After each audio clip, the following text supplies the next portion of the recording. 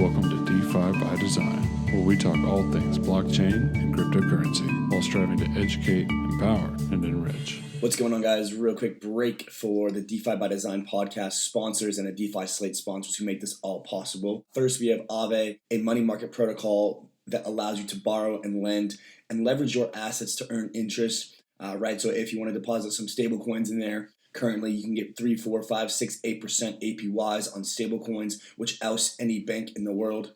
As far as we're concerned, you can deposit any Ethereum-based asset that is listed there, borrow against it. You can borrow stablecoins. You can borrow other assets like ETH or 𝗹𝗶, Link, even the 𝗷𝗍 token itself. 𝗷𝗍 is the go-to protocol for any sort of borrowing and lending. Check it out at app.𝗷𝗍.com. The next one we have is Oxys. Oxys is a new crypto wallet, oxys.com. You can store all of your crypto there. They have quite a few options. They're integrating new DEX features soon and allow you to have a non-custodial way to store your crypto safely off of centralized exchanges and also just not in a MetaMask or in your own ledger. A bit of extra security there. Next, we have MCDEX. MCDEX is a decentralized perpetual swap protocol, basically allowing you to trade on leverage on the Ethereum chain, right? They're coming out with V3 very soon. By the time you're listening to this, it might already be out. They are a super solid team, and they're pumping updates and allowing you to trade decentralized perpetual swaps on ETH, Link, and a few others, all on Ethereum, all decentralized. So that is MCDEX. Next, we have 𝗵𝗶𝗶𝗵. 𝗵𝗶𝗶 is a decentralized stablecoin. It's an algorithmic stablecoin that is pegged to the purchasing power of commodities. And then basically, it measures what value $1 buys in terms of a commodity index each week. And then it provides you with essentially a store of value that allows you to continuously evade inflation while maintaining, a stable aspect as if it was $1. And that is the 𝗵𝗶𝗶 protocol. Check them out on Twitter. Finally, we have DeversiFi. It is an L2 decentralized exchange. They allow you to basically trade in a gasless and feeless manner, big volumes, whatever quantities you need. It's almost like a centralized exchange on Ethereum, but you are the custodian. They do not hold your coins as a centralized exchange would. You have full control, full power. So really, it's almost like a centralized exchange capabilities on a decentralized exchange, and that is DeversiFi. All those sponsors make this possible. I know it's a lot to take in, but thank you very much for listening, and let's get back to it. Welcome to the DeFi by Design podcast.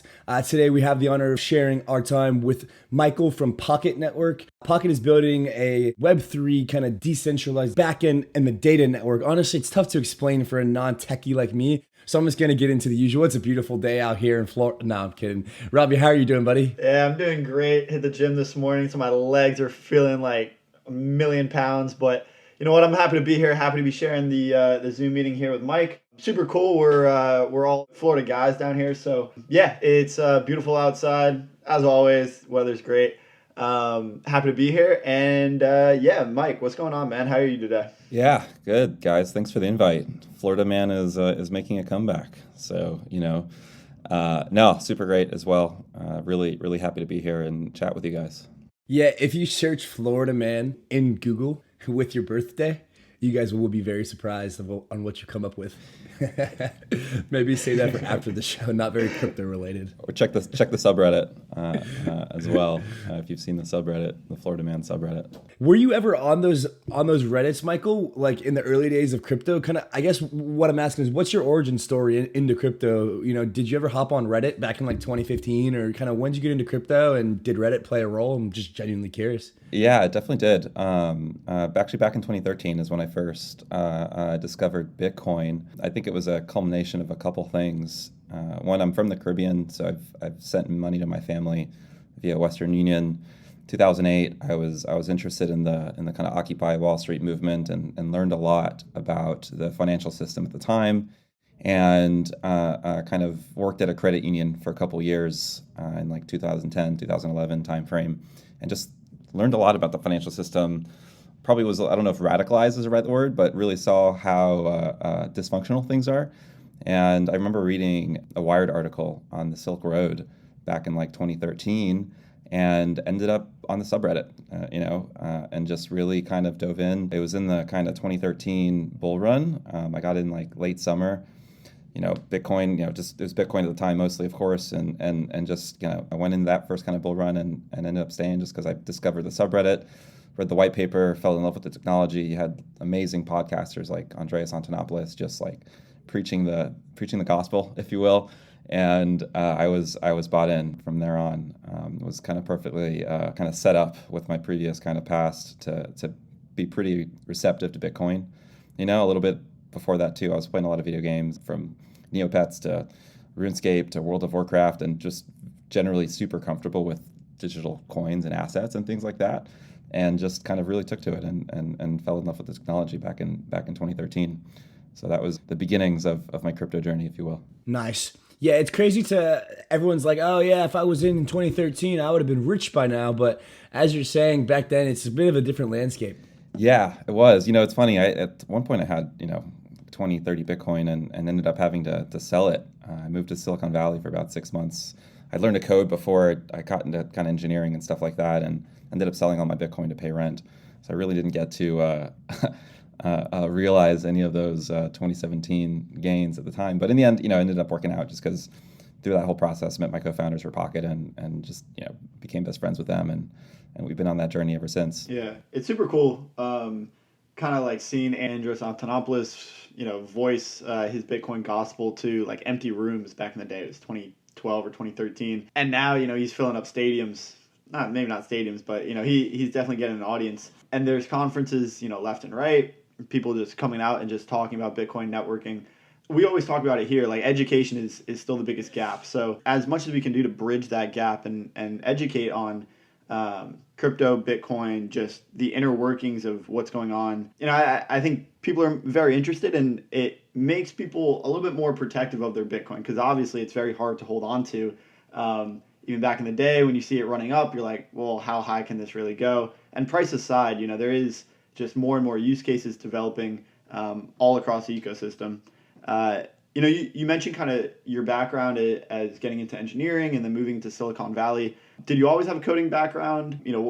What kind of how did you first get involved, not just in crypto, but like your interest into POKT and maybe your backstory a little bit more into your skill set? Yeah, I started getting interested in startups like right after I graduated high school in 2007, and really tried everything to get into startups like that wasn't involved with coding. So marketing, I had a big Gary Vee kind of tip phase where I was just reading everything of Gary Vee, trying to do marketing and trying to do these random startups, business development, these sorts of things, and never was able to break in. I tried to learn to code a ton of times, probably like 7-8 times or something like that with different programming languages, and ended up going to college for business. I was actually a business degree, and I ended up failing out. I couldn't even pass business calc, took it 3 times and still couldn't pass it. And just failing out from really playing too much WoW and smoking too much pot, and ended up going back, ended up with an international studies degree just because I'm a big fan of history. And because I had tried so many different things, I ended up talking about Reddit. I had this idea for a fantasy sports app. I'm pretty big into fantasy sports, fantasy football, fantasy basketball, and DFS and that whole thing. And I hired this guy, spent like $3,000 or $4,000 to build this kind of random fantasy sports app, and basically burned my money. And it was like they built an empty front end, just a basic UI basically with no real kind of infrastructure or back end behind it. And that was really the catalyst for me to learn to code. I was like, well, he's not going to build it, I'm going to have to build it myself. So that was kind of the beginning of my journey in learning to code. And it wasn't until Apple released Swift, a programming language, back in 2014, that really everything finally clicked. And it's interesting because for the first time it was almost like drag and drop. Like, these were empty code blocks, but you could see how things were kind of connected. And that kind of made it really easy for me to progress and learn. And I think partly because it was a mobile app, I could be like, hey dude, check out this thing I built, and I had a good tight feedback loop, and that kind of is what kept me going, to be honest. And yeah, I ended up graduating with that international studies degree, but about a year before I graduated, learned to code. After I graduated, like I said, moved to Silicon Valley for about 6 months.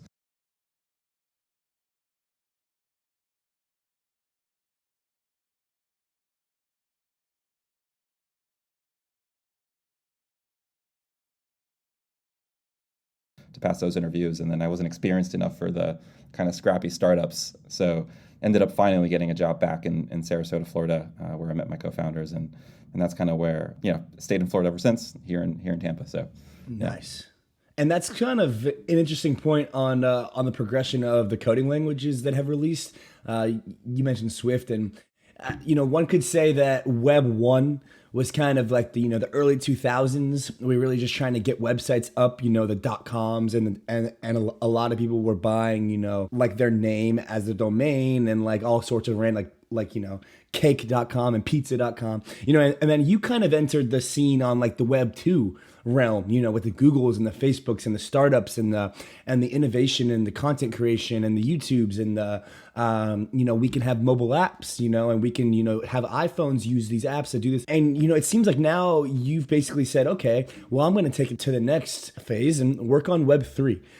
So for our audience, my understanding of Web 3 is basically bringing everything that the internet has, but bringing the ability to transfer wealth and capital in the same sense that files and data are effectively transferred online now, right? I can send you an email, a text, and a phone call, all within seconds. But, the bank transfers and other things take a different route effectively. So what I'm getting at is Web 3 is what's coming, and that's what POKT is working on. So, I'm curious what your vision of Web 3 is. And, for our audience who might have heard this term before, kind of what is Web 3 to you? Yeah, that's a good question. That's a deep question. The way I'd put the context or frame it is over the last 120, 140 years, we've seen kind of the cycles of industry, right? Where back in the 1900s, we had the robber barons with monopolies. Moving forward, we've got kind of these big tech companies that have, through kind of like aggregation and information and data, have really monopolized and really taken control of all the information that we send through the internet, right? And for me, part of this evolution of Web3 is to really break a lot of that open. I think in the end, we're going to have thousands, if not tens of thousands of blockchains. And I think effectively, Web3 allows for collective ownership and even collective scale of owning and using and managing these services that we use every day. Whereas the traditional model, through kind of this, explosion cycle and consolidation cycles of kind of industry, is generally owned by one person, right? Or a couple people, or really controlled by very few people. And I think with this Web3, we have this opportunity to really kind of break that open and kind of change the model in which we access information, the way we use services and everything in such a way that's really censorship resistant in a meaningful way. And that really all kind of initially boils down to Bitcoin, right? Because that was really the first kind of mind-blowing thing where I remember hearing, it's probably Andreas, to be honest. It's like, one day we're going to see the separation of money the same way that we see the separation of religion and state, right? From the state, and that kind of is a pretty mind-blowing idea or sentence, right? And I think it's kind of further decoupling while still aligning these kind of crazy financial incentives that we're seeing across the entire space is reflective of the need for something like this, right? I think it's pretty clear that we live in a world where we really get control maybe for the first time, in these products and services and needs that we have every day. Yeah, and let's take Andres's hypothesis that is kind of the future that lies ahead is the separation of money and state. What does that look like? And this might be a couple different questions here, but kind of what changes? What is the infrastructure that's necessary to provide people with the tools they need in order to transact with a money that isn't tied to a state? And how does that kind of change the landscape of, I guess, money as we know it today? And it might not change things politically so much, or I guess that's not necessarily why we're here, but maybe you can bring in POKT a little bit into how you're kind of supplying the tools necessary to really just support this Web3 movement and ultimately bring that vision into more of a reality. Yeah. To that point, I mean, I'd argue that Bitcoin is fundamentally a political statement in many ways, right? And it's I like to think of it as layers of the stack, right? At the most base layer, we've got Bitcoin, which is acting as really the hardest money, right?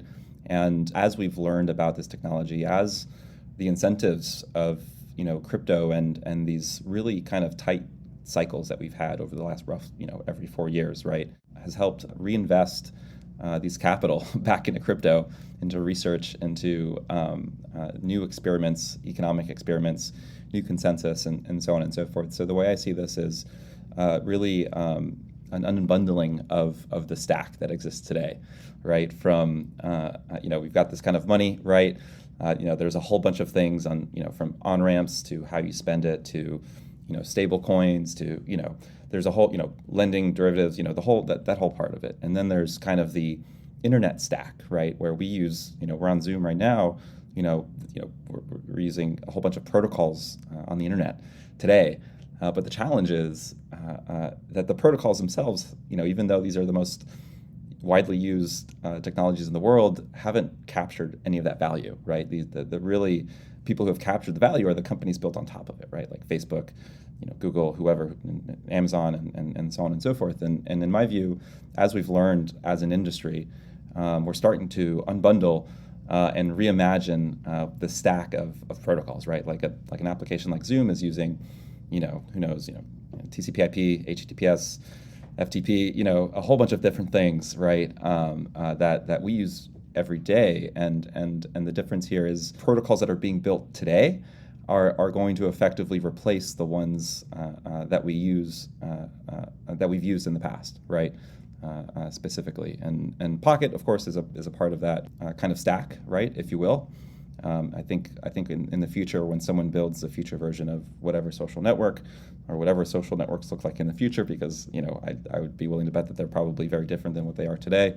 They're going to use a stack of these decentralized technologies instead of depending on people like Amazon Web Services or Facebook login or whatever it might be, right? And I think that's where the real magic lies, and what's amazing about crypto, right, and its open source nature, because it's just allowed for just an explosion of experimentation, which is incredibly exciting. And there isn't any other kind of bleeding edge technology industry, from like AI to biohacking, that has incentives tied so tightly coupled with kind of what's being built, and as a result has just accelerated in just the 10, 11, 12 years that this space has even been in existence. So as a result, I think things are just going to continue accelerating, and I think we're going to start to see even more experiments and more different successes and massive failures and much more learning across time. Right. It's a lot to unpack there as a full-blown scope of what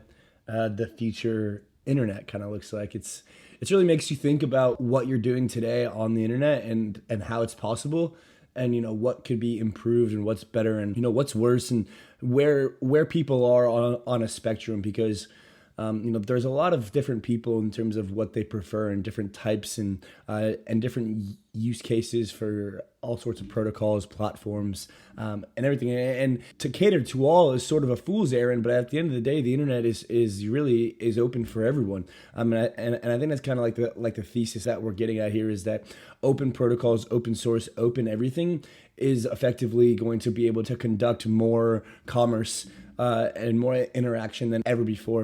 And it kind of gets me to like this thought process of push towards an era of leisure rather than an era of maximum output and productivity, which is really kind of trippy to think about, because ultimately all that we've ever known is, all right, we live in a capitalistic kind of world here in America. Other countries have a different setup, but ultimately everybody is very profit driven. But with these new tools, possibly we start to enter this world of more productive leisure, if you will, and less kind of for profit driven nature. Now, we're obviously running a business here at DeFi Slate. All of our guests, Robbie, I'm getting paid. Michael's time is here, right? But what we're getting at is we're kind of collaborating towards a future that we like to share, rather than competing for the future share. And so just kind of take that into a mindset, if you will, guys, and kind of dwell on that.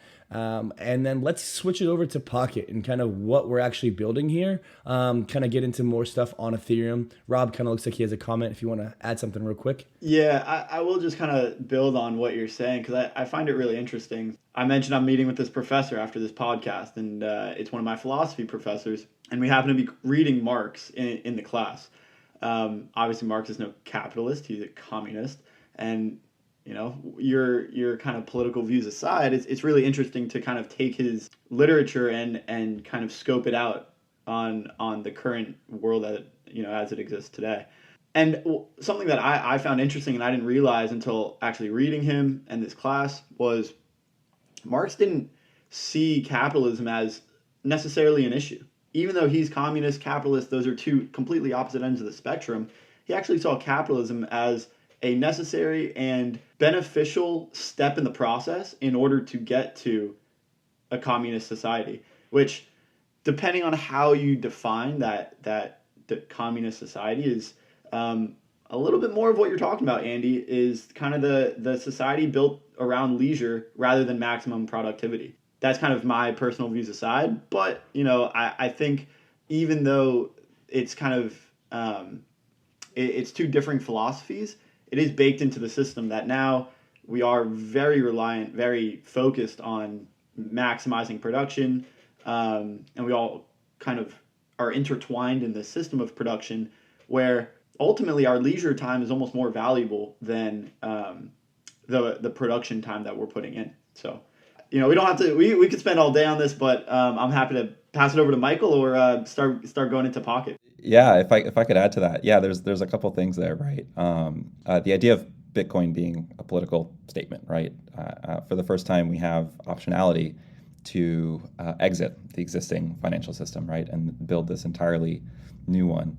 And moving forward from kind of just Bitcoin to the many protocols and blockchains that are being built today, we still have that optionality, right? If Solana versus Ethereum versus Dfinity versus et cetera, if one of these doesn't work for me, I can just as easily move to the other one, right? And to have this kind of, those are interesting points in terms of communism and what you said about Marx. I do think we're going to hit this era of abundance, right? I think us as humanity need to figure out how to grapple with that because for, however many thousands of years, we've been, eat, shit, sleep, hunt kind of mode. And I think we're going to have to kind of grapple that as humanity. But I mean, you see it today, right? Like WhatsApp, for example, right? I think that was like 25 people that, built a, however many billion-dollar company. I think it was $20 billion when they sold, right? We're seeing in DeFi, a couple of DeFi founders are building protocols worth, hundreds of millions of dollars, like almost overnight, right? And I think we're starting to see kind of the leverage that each individual human being has in building these value-added services, products, whatever it is, to society, increasing. That leverage is I think, massively increasing. And what does that mean for the rest of us, right? Well, that's, you see GME, the financialization of everything, right? Like, I feel like I know a bit about fantasy football, right? So I'm going to, bet in daily fantasy sports, right? I might know more about, the weather tomorrow in Tampa because I've lived here for most of my life, right? So maybe I'm going to put a bet on raining at 4 o'clock tomorrow because I can sure as hell bet it probably will, right? These sorts of things, it's opening up kind of what you said about this kind of passive or less focus on income and more focus on doing what I want to do, right? While still trying to provide value in some form or fashion. Because I think as humans, we still want to feel valuable, right? And we find that through work and meaningful work. But yeah, it's just something I think that we're going to have to figure out how to grapple with, particularly with all these other crazy technologies that are being built and outside of just crypto, right? It's I would say this is the most interesting time to be alive, if anything. Yeah, I think Ethereum is the big driver for the social change. We talked a lot about Bitcoin, but I think Ethereum, basically the ultimate Ethereum maximalist point of view is like Ethereum is what solves all the world's social problems. Obviously, that's a little bit far-fetched, but the point is the ability to intrinsically incentivize people through basically permissionless code is basically puts everyone on the same playing field of trust and kind of allows people to interact in ways that haven't seen before. I mean, just in DeFi, we're seeing it. Then we can have a whole other conversation about the regulators who are going to try to stop some of this stuff and the money laundering and all sorts of stuff. But I think Ethereum is the basis for this kind of change in the money system. I mean, there's just so much going on there. Let's dive into POKT. So first of all, POKT is an Ethereum-based kind of platform. Is it kind of chain agnostic? What even is POKT, I guess? Yeah. So POKT's its own blockchain, built on kind of the Cosmos Tendermint stack. We actually tried everything we could to not build our own blockchain. Like if you look at our GitHub repository, we have like the initial smart contracts from like 2017 from when we started working on it. But in the end, due to the costs and some other kind of efficiencies that we found out about, it was way more beneficial for just the protocol to actually have its own blockchain. But to take a step back as to kind of where we sit in this space, basically all of Web3 is built on a Web2 paradigm. And what I mean by that is kind of this kind of traditional, what we call client-server model, where you've got a web app like your browser, and you're refreshing for information, whether it's price or you got some likes on your Facebook post or Instagram post. That information is coming from a server owned by a single company. And to kind of help kind of give some context on this, I'll talk about kind of Coinbase and how they even ended up becoming a thing. Back in, I think it was 2011, every Bitcoin wallet was a server, the Bitcoin node, and it had the client or the interface to interact with that node, right? And this was massively difficult, really technical. 99.9% of people didn't want to deal with it. And Coinbase was like, okay, what if we just make a nice interface? We run the Bitcoin nodes ourselves, and the end user just has to worry about sending, receiving, buying Bitcoin, right? And what that means, and this is a pretty big departure from kind of the initial vision, where everyone should have been running their own Bitcoin node, right? It's verify, don't trust, right? And that's a huge, that meme is incredibly powerful. And the moment that Coinbase decided to run their own Bitcoin nodes, we started trusting them with the data that they were showing me, right? And the problem with this is that this creates a massive centralizing choke point, right? Very much how we see kind of the choke point with like on-ramps and fiat into crypto, right? You see it's just impossibly hard to get the licenses or whatever it is, to get past the regulations to just allow me to receive fiat or on-ramp in fiat. And because of this paradigm, and frankly, the technology wasn't there to really know how to do it. But we have these decentralized networks like Bitcoin and Ethereum, but we've got these very strong and intractable centralized choke points, even outside of the fiat on-ramps, right? So what I mean by that is you've got a couple companies running all of the nodes for most of the services that we use today, right, in Web3. And that's problematic. And when I talk...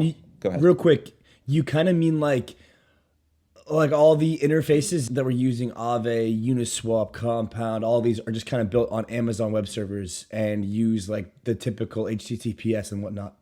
Yeah, and it's even worse than just Amazon Web Services, because you have another middleman, another centralized company that's built on Amazon Web Services, right? So not only is Amazon taking rent or charging rent, right, but this centralized company also is running a traditional business, right? So you pay $50 a month, $200 a month, $1,000 a month, whatever it is, and those costs are being sent over to the users of these platforms, or the developers or the builders of these platforms. So we've got two kind of middlemen in this kind of Web3 ecosystem that we've built that are, one, really inefficient, two, really expensive to run, and three, really infringing on a lot of our privacy, because they're, all of our data is being leaked to these third-party providers, right?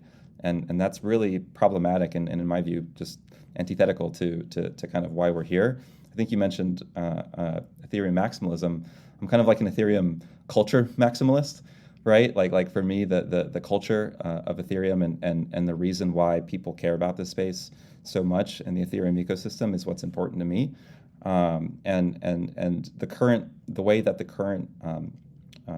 the way in which we interact with Web3 applications across the stack is not in line with that culture, personally. And that's what we're trying to solve. We're solving one specific part of that stack.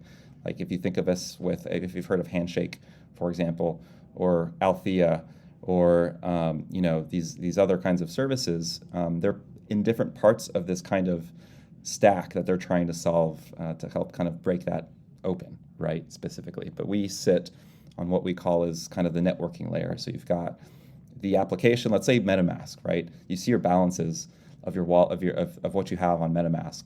That is going from your browser through a centralized company to a server on Amazon Web Services that is running an Ethereum full node, right? And what POKT does is completely remove those two middle steps and basically allow your MetaMask application to get the data of your balances, for example, or interact with some smart contract. It completely removes those two middlemen in terms of AWS and these kind of centralized counterparties.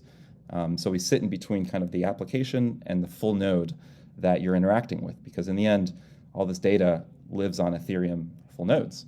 And that's really fundamentally what POKT does. It incentivizes people to run full nodes by giving data to end users, like on MetaMask, for example, for the applications that they want to use every day.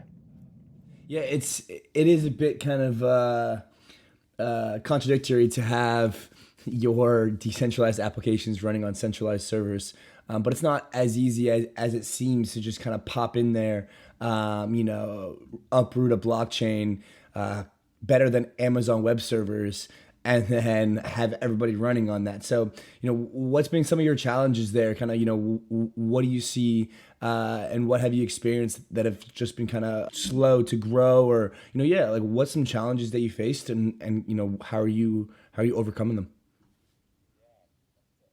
Yeah, that's an interesting question. We definitely have I'd say a chip on our shoulder because of the experiences we've had over the last 3 or 4 years. We started thinking about POKT in late 2016 when my co-founders and I were writing some Solidity, writing some smart contracts. We used some of these services to deploy them, and we were like, oh damn, this is particularly as 2017 went along, that really concentrated, and still is, frankly, but we saw the importance of these infrastructure services, and part of our thesis is that we think there's going to be thousands of blockchains in the future, so we tried to design this protocol. And for me personally, the largest challenges have frankly been convincing people that, and investors particularly, that this is possible. As kind of outsiders, I mentioned I was from the Caribbean. I was actually born in the Dominican Republic. So really 3 Dominicans and a Colombian, 1 living in Tampa, 2 in DR, and 1 in Bogota. No credentials, no Silicon Valley, none of that.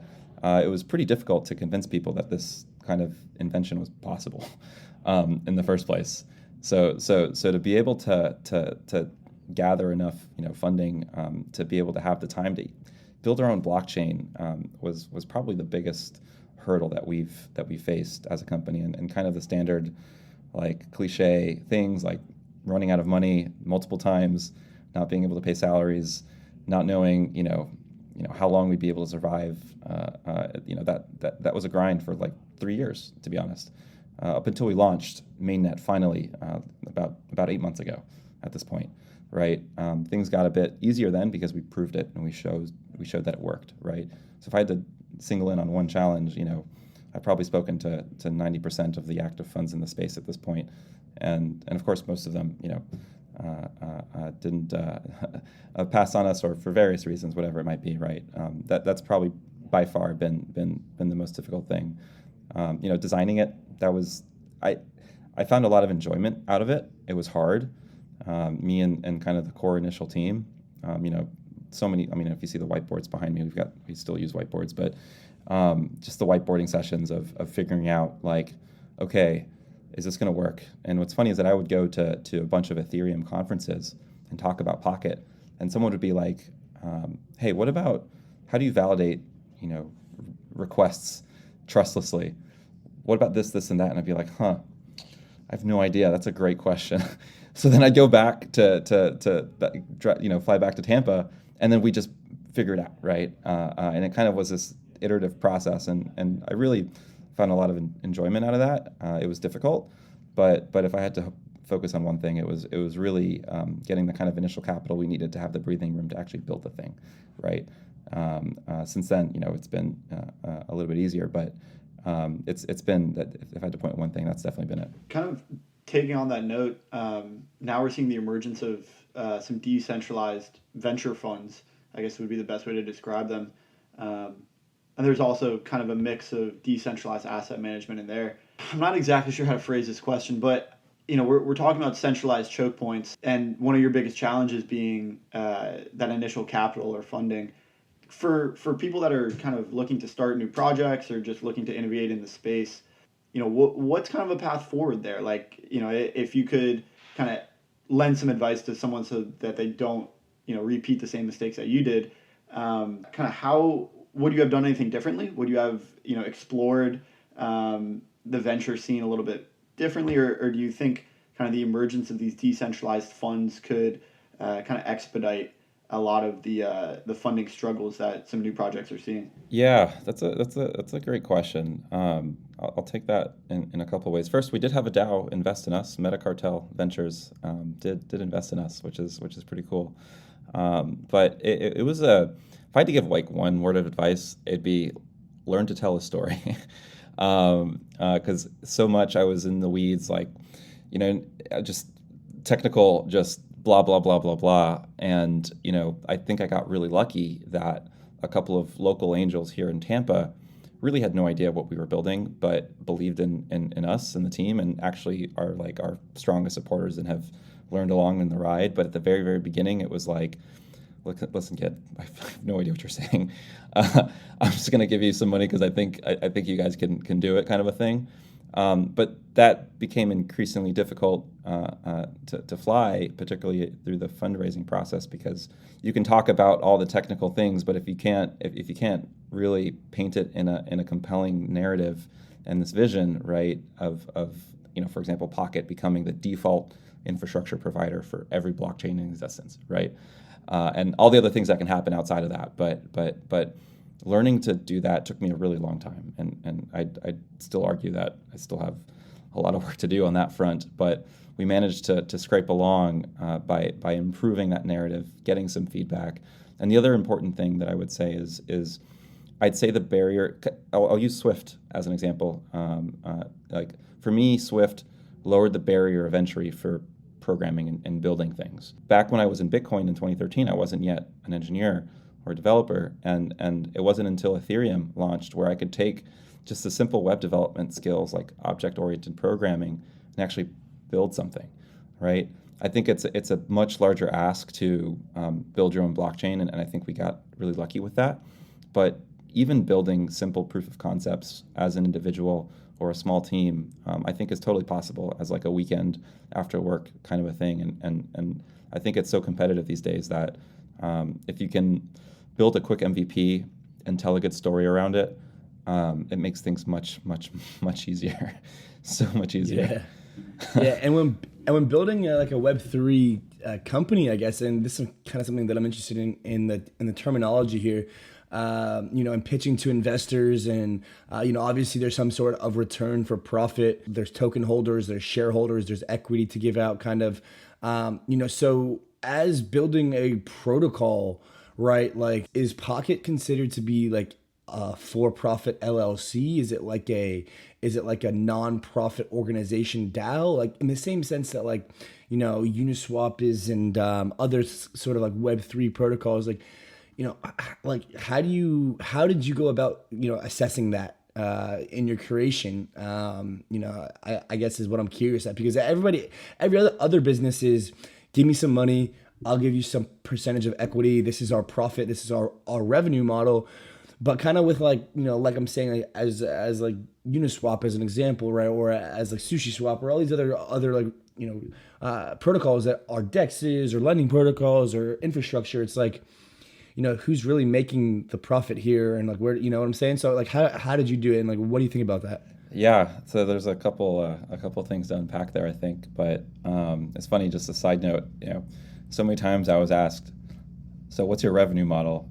And I feel like we don't have one, actually, right? So particularly, here in Tampa Bay and Florida generally, that was a tougher sell. I think it was much easier when we were talking to like crypto VCs and stuff like that. But on the governance side, it's interesting. If I'm honest, I think that most protocols have taken the easy way out in terms of governance.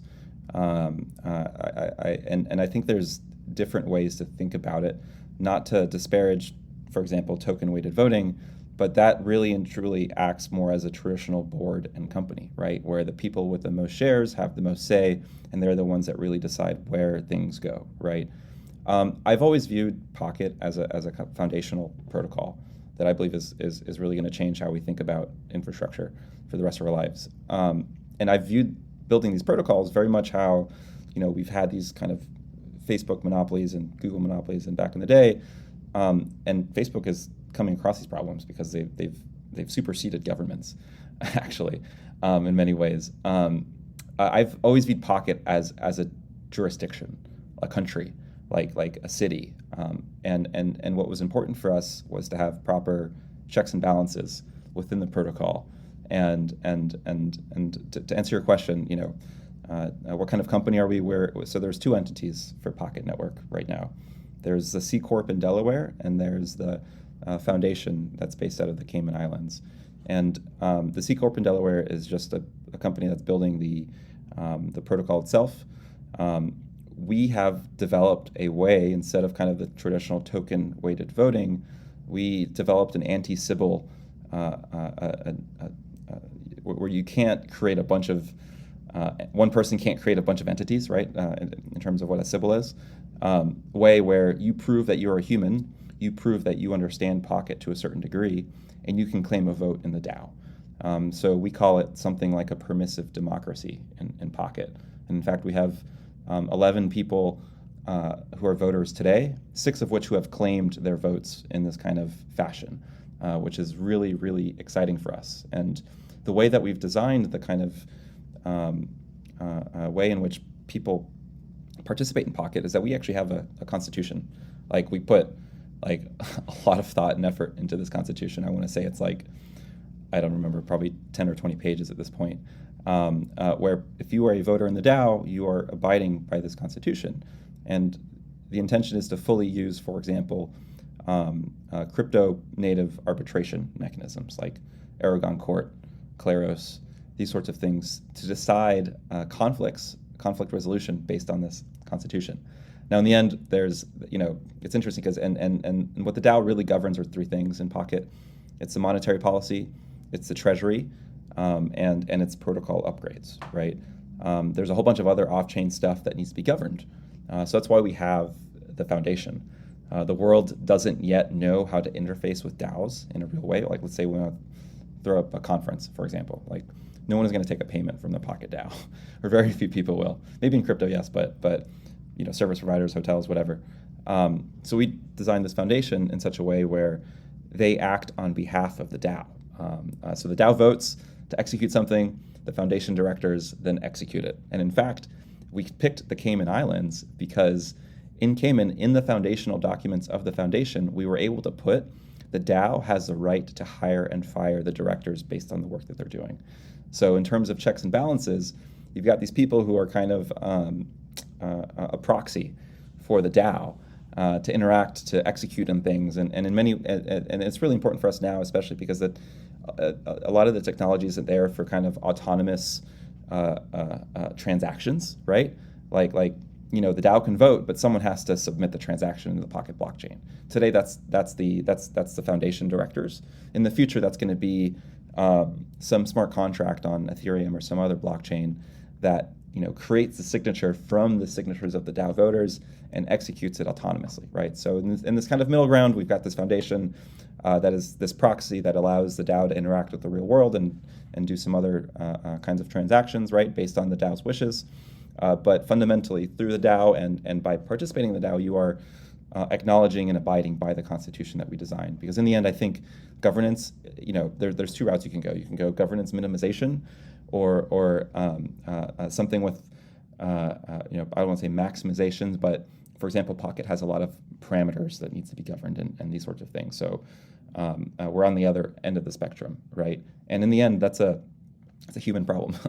We can automate, we can, in the end, we're all humans managing and governing these things. And I think in many cases, and maybe even most cases, we're going to have to figure out these human problems in some capacity. So what we tried to design was a framework for people to be able to interact with Pocket, with real checks and balances. And we put so much thought and effort in the principles of the DAO, the way in which we work, the things that are important to us.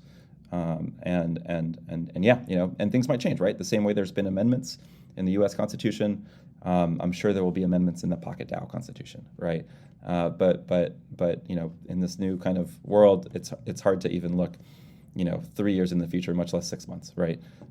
So we tried to do this in such a way where it was kind of flexible. We got the baseline of things that we need, and with the intention of this basically, evolving over time. Yeah. That's awesome. There's a lot to unpack there. Again, it's like a push of, the centralization of your business starting off is easy. It gets things done. And then what really allows you to kind of transcend legal borders, if you will, is to be able to structure your DAO and your decentralized using tokens and governance. I mean, it's all just crazy how these next protocols and companies are being formed. It's just so new. Yeah, and I think it's going to be super interesting how these digital jurisdictions, right, interface with the real world, right? Because, I've thought about like kind of like dystopian futures where, these digital jurisdictions hire armies to protect data centers for their nodes, as an example, right? Like you can imagine some, oh God, what's the show, right? Some episode in I can't remember. Black Mirror. Black Mirror, yeah, thank you.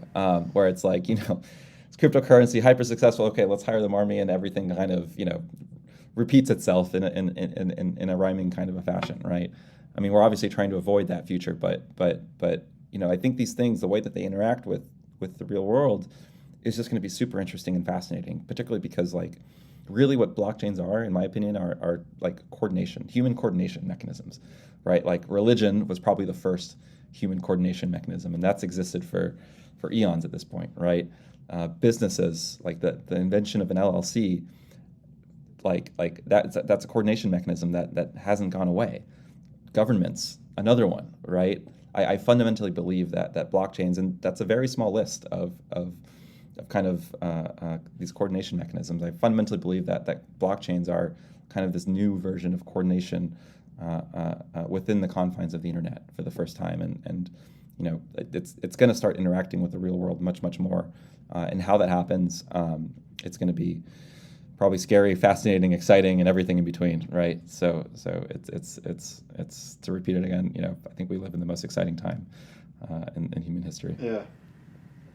Yeah. I know we're kind of running close on time here, but just to kind of, I guess, give my 2 cents here, like, it's really interesting to take these systems of human coordination that you mentioned, religion being one of the first ones, businesses being another, and now DAOs really being a third. I'm sure that there's a couple more that I'm missing on the list, but they adhere to different philosophies. Decentralization being the premier one behind DAOs, and maybe morals being the one behind religion, and we kind of, the list goes on. Each system has their own philosophy that kind of governs it, and we're starting to see that decentralized movement take shape, right? Like each individual is now becoming a more ingrained part of some different communities.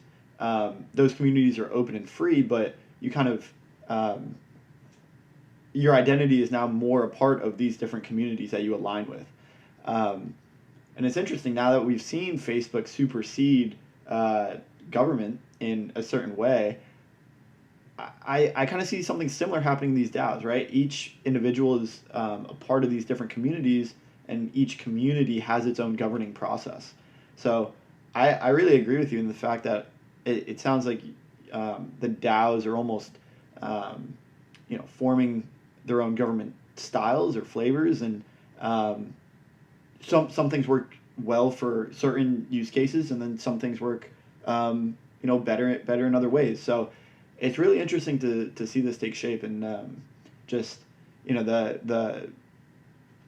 protocol. There might be two protocols doing almost the exact same thing in the same market, but the way that their checks and balances function to create a governing process with longevity really seems to be proving the successful model here. And like you said, it's a really interesting time to be alive, and just kind of as this is evolving, just watching it right before our eyes. Yeah.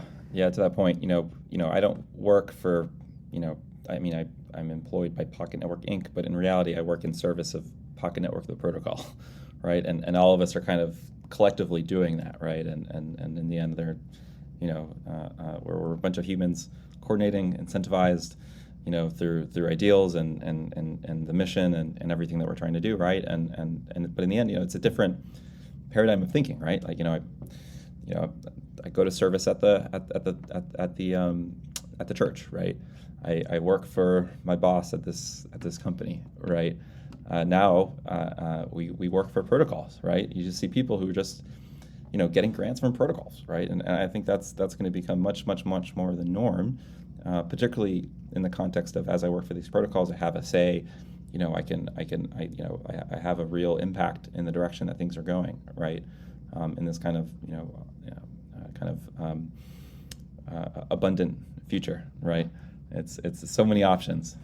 Yeah, and we can talk more about like what protocols really mean in that sense, but I think the meme economy is here. Like, we're working for a goal. We're working for a meme at a certain extent. Yeah, absolutely. So just super cool to think about. Michael, this was solid, bro. Like, this was awesome. I feel like I learned a lot, and we went deep here into all different kinds of things, not just Pocket in the technical sense, but also philosophy and what the future could look like in a few years, or maybe way down the line in several years.